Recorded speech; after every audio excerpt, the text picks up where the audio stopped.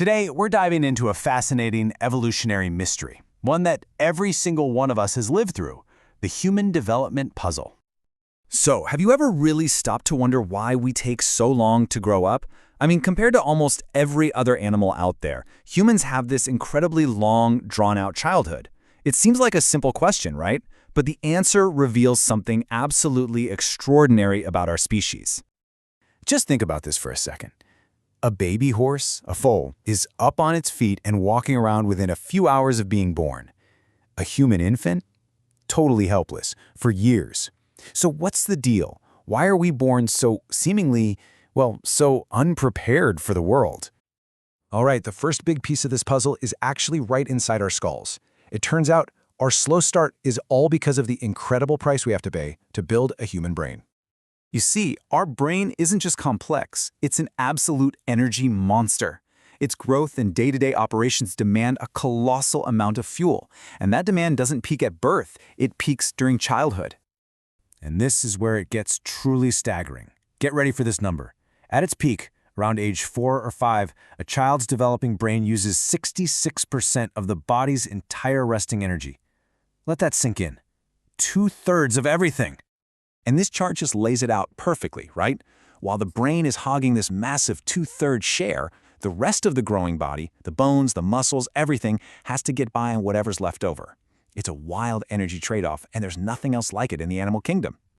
And that has a huge direct consequence. It's a trade-off. You can see it right here. As the brain's energy use skyrockets, the body's growth rate just plummets.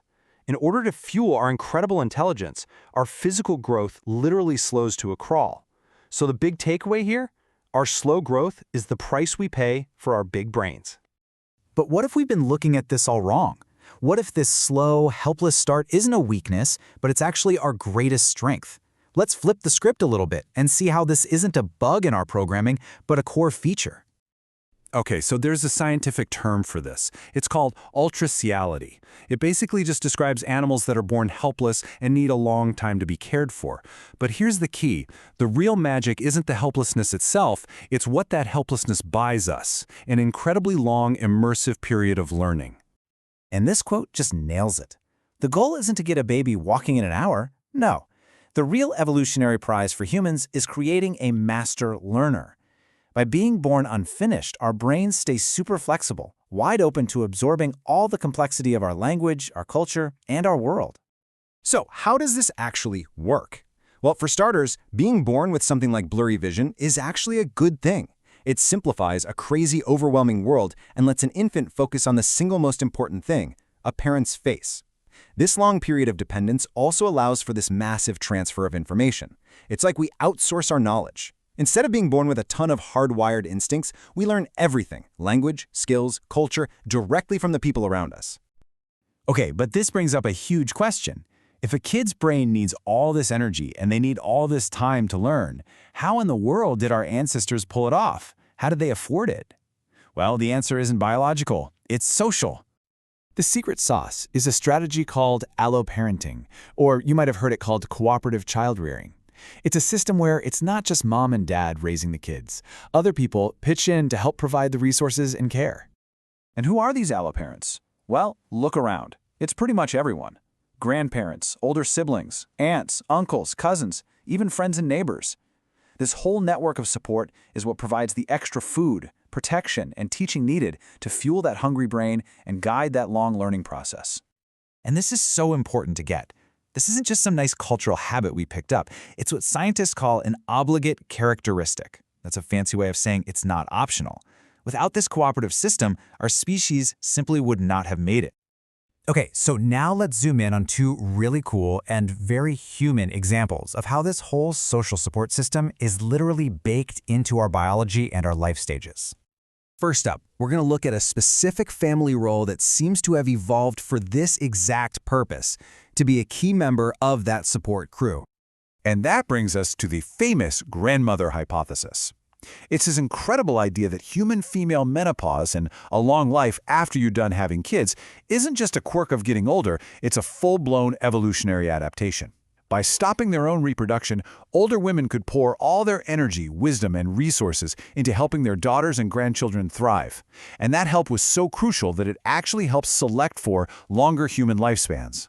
But here's the thing. The story of our super long development doesn't even stop in childhood. Turns out, our reliance on social support to finish growing up extends way longer than we ever thought. You know, we might look like adults by our late teens, but our brains, they are still a major work in progress.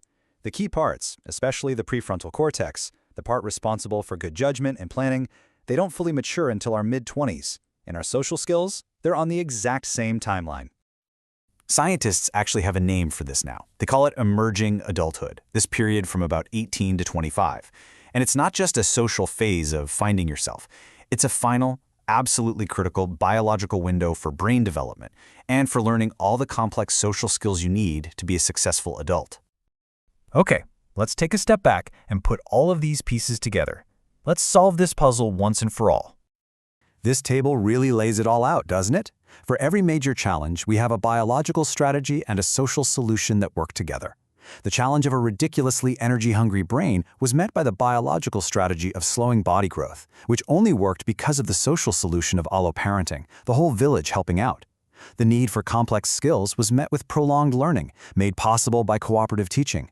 And the fact that mothers couldn't possibly do it alone was supported by grandmothers and siblings pitching in. It's a perfect system. So we did it. We solved the puzzle. Our long childhood isn't a flaw. It's the absolute secret to our success as a species. It's this beautiful dance between our biology and our profound social cooperation. And that leaves us with one last big question to think about. If our species' greatest superpower is our ability to care for and learn from each other, what are we teaching the next generation about cooperation?